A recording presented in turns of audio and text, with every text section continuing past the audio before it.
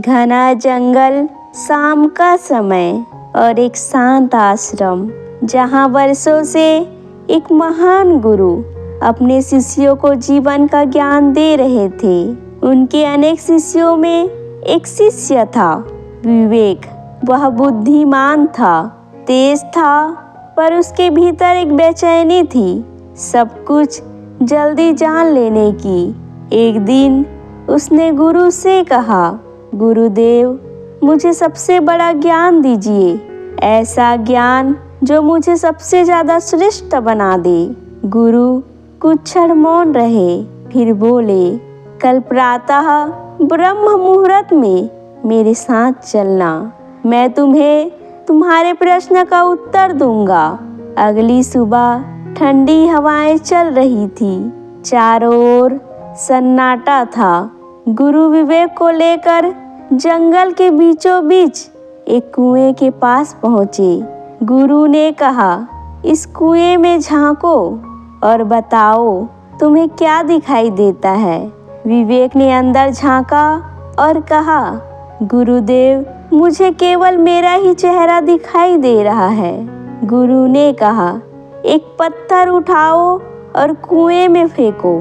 जैसे ही पत्थर पानी में गिरा, लहरें उठी और विवेक का चेहरा गायब हो गया। गुरु मुस्कुराए और बोले, अब क्या दिखाई दे रहा है? विवेक ने कहा, कुछ भी नहीं, पानी अशांत हो गया है। तब गुरु ने धीरे से कहा, बस यही तुम्हारा उत्तर है। विवेक चौंक गया, गुरुदेव, मैं समझा नहीं।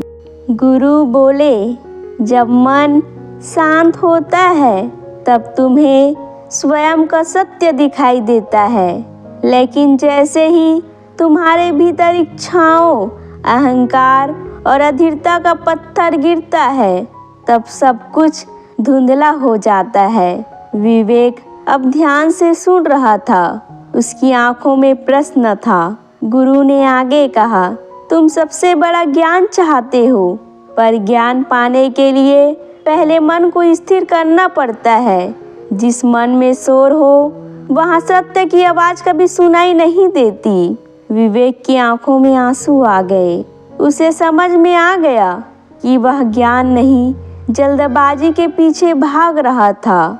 वह गुरु के चरणों में गिर पड़ा और बोला, गुरुदेव, आज आपने मुझे मेरा ही चेहरा दिखा दिया।